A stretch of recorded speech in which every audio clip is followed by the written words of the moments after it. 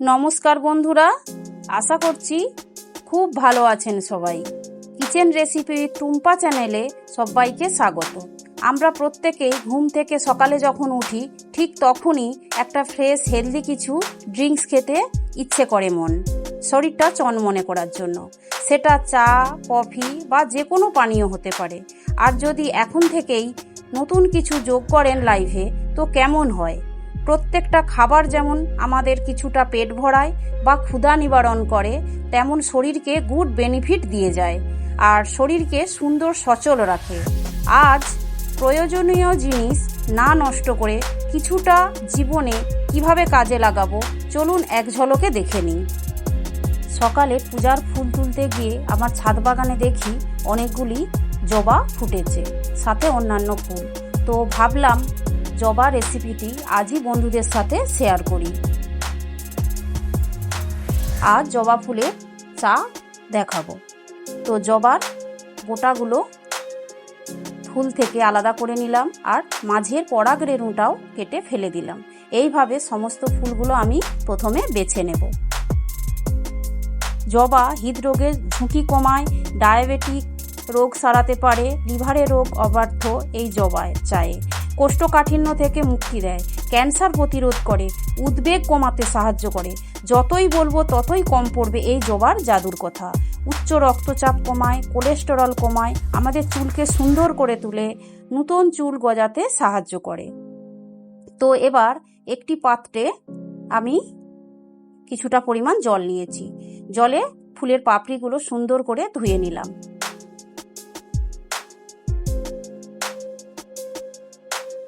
অপরদিকে একটি সসপ্যান বসিয়েছি গ্যাসে, তাতে আমি 1.5 কাপ হবে জল দিলাম। জলটা ফুটে কমবে, এর সাথে দিয়ে নিচ্ছি মুখ ফাটিয়ে নেওয়া একটি এলাচ ও ছোট্ট দুটো দারচিনির টুকরো। জলটা গরম করে নেব। জলটা গরম হলে ফুলের পাপড়িগুলো আমি জলে তুলে দেব। দেখুন গরম জলটা পেয়ে ফুলের পাপড়িগুলো সাথে সাথেই কীরকম কালার চেঞ্জ হতে শুরু করেছে। অবশ্যই এই লাল জবা বা রক্ত জবা নেবেন, এর গুণাগুণটা সব জবার থেকে বেশি। তো জল আমি ফুটিয়ে ঠান্ডা করার জন্য গ্যাস অফ করে খানিকক্ষণ ঢেকে রেখেছিলাম মিনিট 5 জন্য।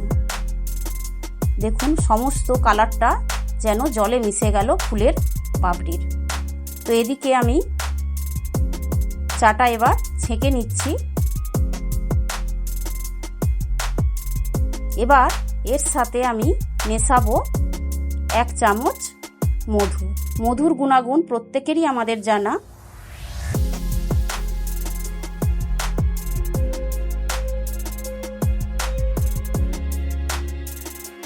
আর এর সাথে মেশাবো আমি পাতিলেবু।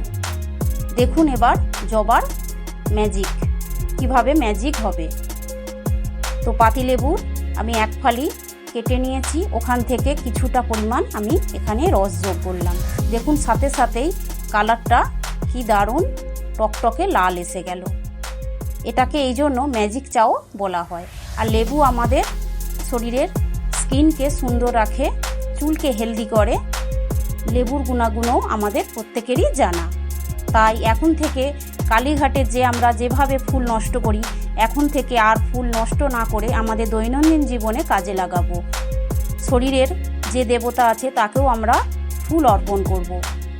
তো ভালো লাগলে রেসিপিটা অবশ্যই লাইক, শেয়ার ও কমেন্ট করবেন।